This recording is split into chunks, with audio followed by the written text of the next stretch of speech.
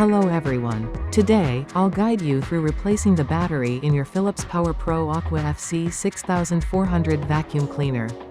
Let's get started. Begin using a Phillips head PH1 screwdriver to remove the handle and top cover.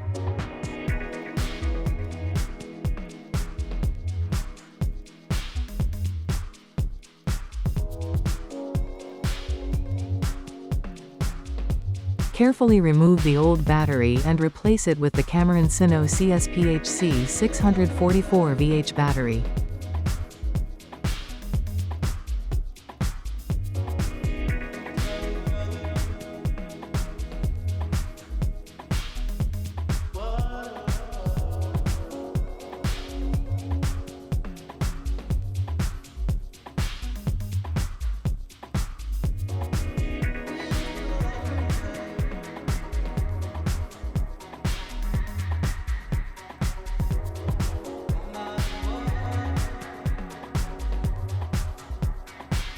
Reattach the handle and top cover.